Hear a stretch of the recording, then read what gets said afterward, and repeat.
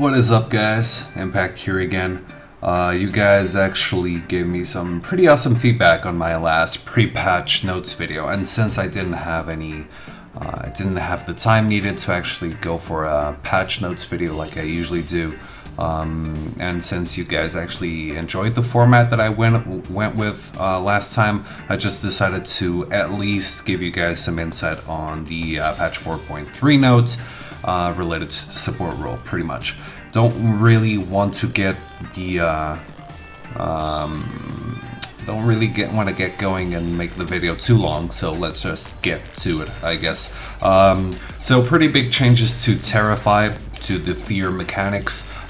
Fiddle was one of those targets, as well as Shake and Nocturne, pretty much.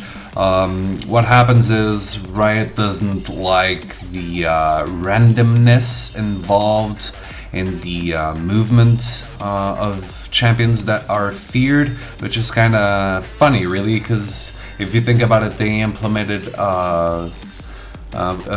pretty much a random pick order in solo queue, which kind of goes against random. Like, it is random, then they implement stuff that isn't random or reduces the randomness in game.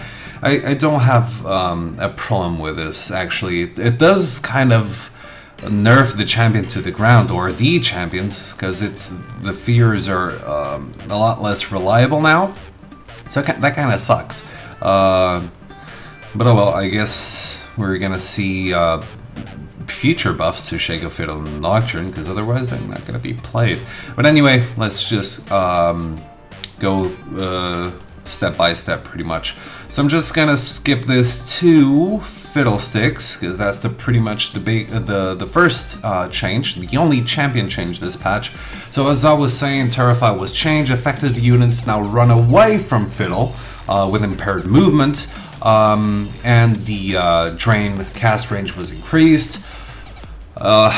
The cast range isn't really buffed to Fiddlesticks support per se, because Drain is probably gonna be the last skill that you'll be maxing.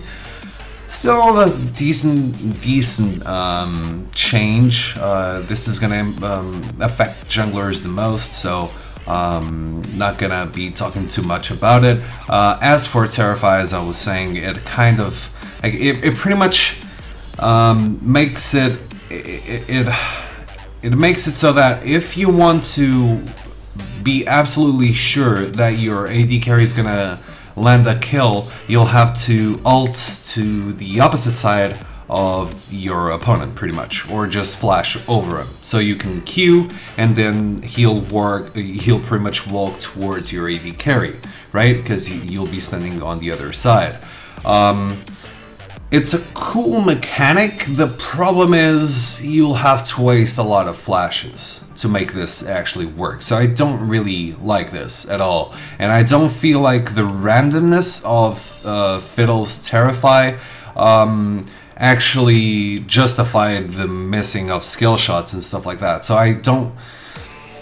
I feel like Fiddle is completely useless because of this nerf, to be honest. But I guess time will tell, pretty much. But don't feel like Fiddle is gonna be that terrifying anymore. But anyway, let's just scroll down a little bit. So yeah, Doran's shield. Alright, so this is pretty much the I think this is, yeah, this is the first change that I want to talk about. So the health was reduced by 20 points, and the health regen was reduced by 4 points. Now, in no way whatsoever is Doran's shield weak now. Like, it's still an incredibly strong item. It's still an incredibly strong starting item. Now, it's not just... The thing is, it's not OP anymore. That's pretty much the thing. It'll still help you with your early game tankiness. It'll still help you with trading potential, because you'll still have a lot of health regen. But there are a few other options now that you may want to consider, pretty much. But I'll get to that in a little bit. So, for those people who have been PMing me, asking me what item they should start with, Doran's shield is still a pretty good item to start with. Still a pretty good item, so it's really up to you. I'm just gonna present you guys with some other items that you can start with, pretty much. But yeah, second item, Boots of Mobility. Sorry about stuttering a little bit, guys. I'm kind of tired right now. So yeah, movement speed was reduced when in combat, while the total cost was reduced by 200 gold. So when you're in combat, your movement speed is going to be pretty much the same as if you had level 1 boots. Now, this will still help you out a lot if you want to roam. Like, if you're playing Alistair or something like that, and if you want to roam, then Boots of Mobility is probably even better now for one simple reason. You can get it early. If you can get this early, your roaming potential is going to be increased. Now, you have to bear in mind that as soon as you enter combat, you're going to be slow as hell. So if you're in laning phase and you're gonna be in laning phase for a longer period of time, then Boots of Mobility may kind of, it shouldn't have that much of an impact during the laning phase, but it's definitely not as before.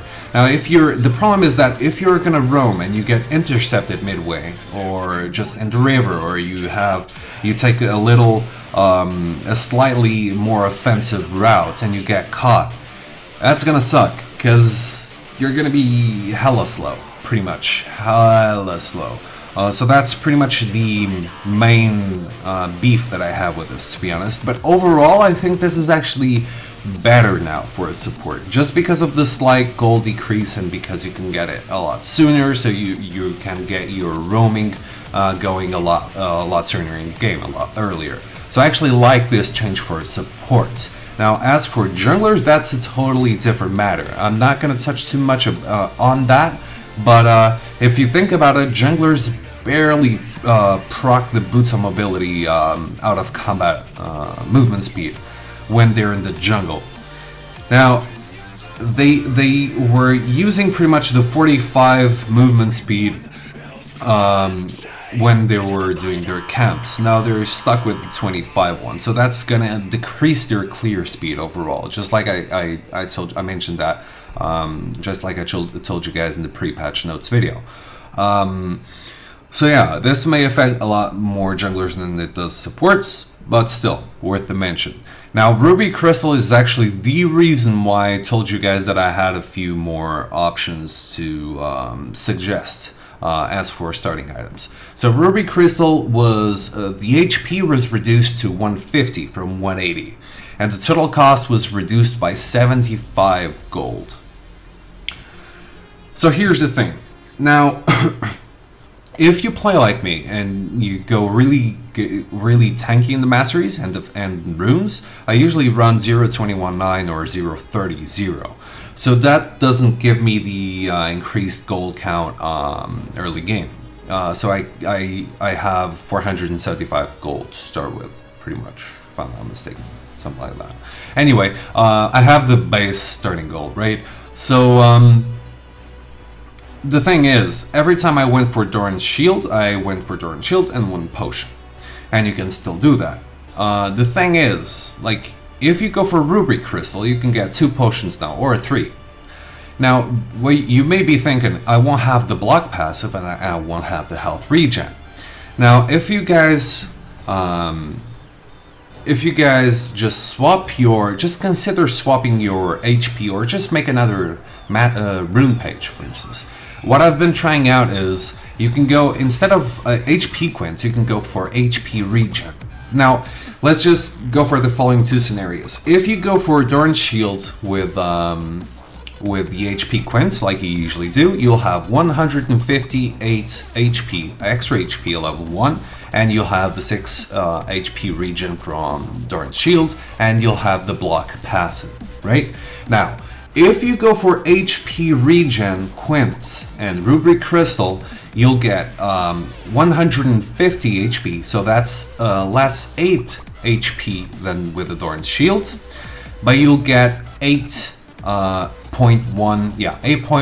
HP regen just from the quints alone. So you'll have pretty much the same HP, and you'll have more health regen, and you can start with more potions. Now, you won't have that block passive that Doran's shield gives you, but you do have more potions. Besides that, it also allows you to start working on your build a lot sooner, a lot faster. Like you can probably get a Sightstone on your first trip back to the base, at level 3 even. So that's a huge help. That's a huge help. And I've been trying this out, and I'm a big fan of the Ruby Crystal start with HP regen quints, to be honest. If you're like a top laner and you're listening to this, if you run champions that require HP regen, so let's say you go for Irelia or Nasus or something like that, or even Garen, and you have the habit of using HP regen quints, then Ruby Crystal is a pretty good starting item right now. Follow-up is the Sightstone. So the health was reduced to pretty much match the same health as Ruby Crystal, and the total cost was reduced to 800 gold. So you definitely can get a Sightstone on your first trip back to the base. You just need 400 more gold, pretty much. The thing about getting an early Sightstone is that for starters, you'll have a lot of free wards. So that's pretty much no ganking whatsoever. So you'll have a free laning phase. A more safe laning phase. Other than that, you can swap your trinket, the warding totem, for the sweeping lens, and by getting the sweeping lens, you're gonna get a lot more bush control. So just because of that, those two changes on Doran Shield and Ruby Crystal, you can now get bush control a lot sooner in the game. And if you're playing a poke-based support, or even something like a Leona, that's gonna help you a lot. So I actually really like this start, once again. Ruby Sightstone was also changed. Health was pretty much increased by a little bit, and the gold cost was increased as well. Now the gold cost, it pretty much costs the differences between Sightstone is pretty much that little extra ward, and sorry about that, guys. And 250 HP, right? God damn it, yeah, 250 HP. Jesus, sorry about that. Got a little lost there. So that's 250 HP for 800 gold. Now, if you think about it, Giant Spelt, Kindle Gem aren't that far away from 800 gold. So why would you go for the Ruby Sightstone? I just don't feel like there's enough benefit to actually rush a Ruby Sightstone. Now, if you're like heading into late game and you have every single item that your team needs and you have the money, then yeah, go for it. But I don't see myself rushing Ruby Sightstone anytime soon, to be honest. Yeah, as for gold generating items, so Spellthief's Edge, everything was changed pretty much. Let's go through Spellthief's Edge. Spells and basic attacks against champions or buildings deal 10 additional damage and grant 5 gold. This can occur up to 3 times every 30 seconds. Killing a minion disables this passive for 12 seconds, just to reduce the abuse level in other lanes, pretty much. The ability power was not removed, it was reduced by 5. The mana regen was also reduced. Now, it pretty much... The additional damage kind of balances out the lack of ability power. The thing is, it also affects buildings now. So I'm just going to mention this now. If you go for the Spellthief's Edge pretty much line, you're pretty much indicating to the enemy team that you're going for a fast push strategy. You're going for poke, and you're going to push down buildings as soon as possible. Pretty much. And that's the benefit of the Spellthief's Edge line, to be honest. In my opinion, at least. It's that little extra ability to help your AD carry push down the lane a lot faster. And it may make some supports a lot more, actually a lot better than they used to be. Because if you think about it, Lulu can actually abuse this really well when she stops being played mid. That is just because she has a lot of auto attack range pretty much on on your autos, yeah, and passive and whatnot. So this may be worth picking every now and then. Then the Frostfang was also changed. Spells and basic attacks against champions buildings deal 15 additional damage instead of 10, and grant 10 gold instead of 5. This can occur up to 3 times every 30 seconds. This is a lot of gold. This is a as for gold income, this is a high risk, high reward scenario. If you go for this, you'll have a lot more gold than Ancient Coin line or a Relic Shield line gives you. And it also gives you the ability, once again, to push down buildings a lot faster and to poke and whatnot. So, yeah, just not as safe because it doesn't give you any HP or HP regen for that matter. Killing minion disables the passive, yada yada yada. Once again, ability power 10 instead of 20. Mana regen also reduced. And total cost was increased by a little bit, but not that much. Then you have the Frost Queen's Claim. Spells and basic attacks against champions, pretty much the same thing, right? Killing minions does not disable this passive. Just gonna throw it out there again. But you've seen a lot of mid laners go for a few jungler items every now and then. Like Jace, for instance, can actually go for the lizard, Elder Lizard, just so he can farm wolves and wraiths, pretty much. It's good, and maybe Frost Queen's Claim may be worth rushing every now and then because it's gonna give you 4 gold per 10 seconds, 15 additional damage on buildings. 10 gold every time you do that, and killing minions does not disable the passive. So I wouldn't be surprised to see mid laners actually go for this. Just rush this item. As for the active, it was also changed. It's now a free cast pretty much. It's a skill shot. You just aim towards where you want the Frost Queen's Claim to go to, and it fires the projectile that then explodes, and it'll slow people down by 80% in that little area. The area was reduced though. It's kind of small now, but it's still pretty good.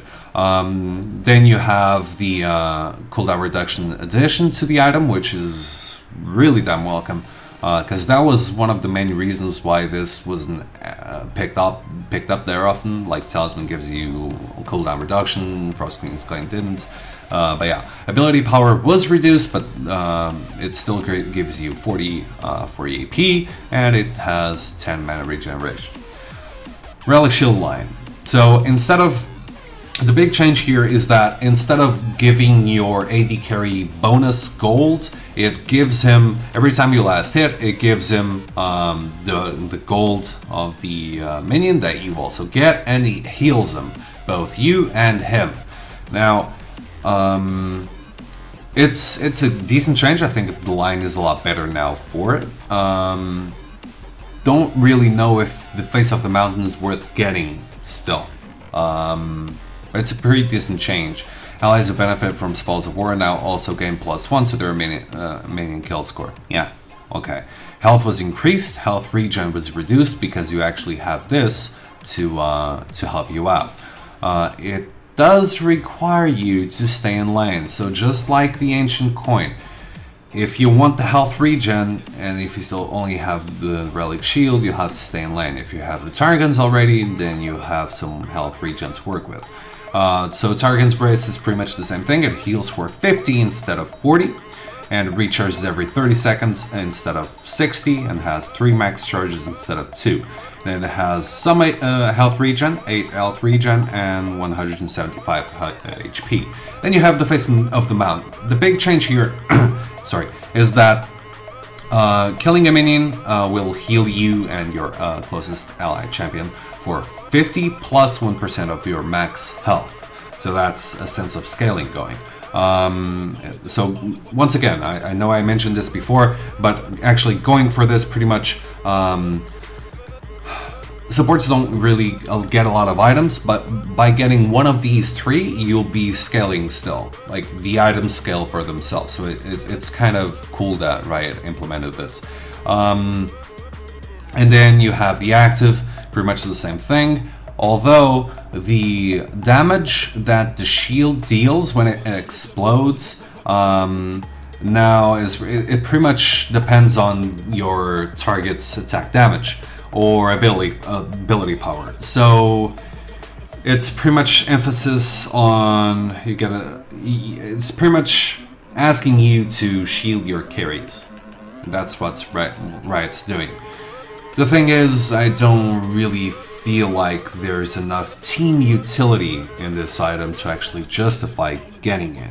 It may be good every now and then. I'm not saying it's a bad item by any means. I just don't feel like it's on the other two's level of team utility, pretty much.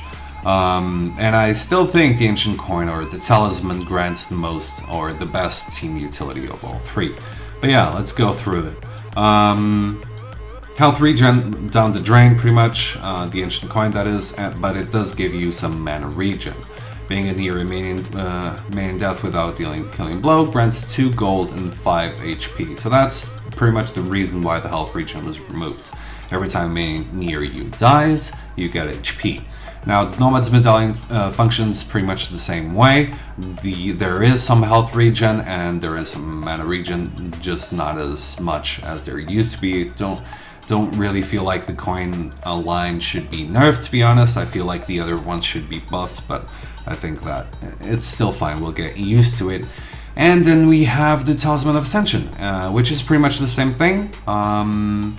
With keeping the passive from the medallion and ancient coin, and regen was a little bit reduced, but the rest is pretty much the same thing, and that's pretty much the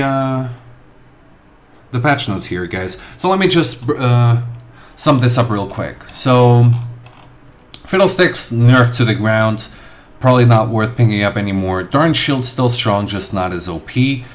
Boots on Mobility, still good for supports, probably not as much as for junglers. Ruby Crystal, pretty good item. Probably a decent starting item if you go for HP regen quints. Don't neglect the HP regen because you're gonna need it to withstand the poke and trades in the bottom lane. Then you have the Sightstone, which is actually good, so there's earlier vision. Then you have Spellthief's Edgeline, which is now a little bit more viable. It also promotes a fast-paced pushing game. Then you have the Relic Shield line, which kind of brings some sustain to the table to kill lanes, I guess, to Leonas and Tariks and Alistairs and whatnot. Face of the Mountain still doesn't grant a lot of team utility in my opinion. And then you have the Ancient Coin line, which is pretty much the best line team utility wise, just not the best gold income wise, pretty much. Not the safest one either, I don't think. I think the safe, the Ancient Coin and Relic Shield are pretty much the safest ones, yeah, because of the sustain element involved. But yeah, that's pretty much about it, guys. I'm really sorry that I didn't go for a really my standard kind of video. We'll definitely go for a normal patch notes video, post-patch notes video, next patch. But I didn't have a lot of time this time around. I'm actually doing this. Still haven't, I haven't rested in a while. So yeah, once again, thanks a lot for watching, guys. If you enjoyed the video and you still haven't subscribed to my channel, make sure you do. And make sure to actually check my Facebook, Twitter, and Twitch pages. Pretty much. I stream every Monday, Tuesday, and Wednesday. So yeah, I'll see you guys there. Peace out. See you next time.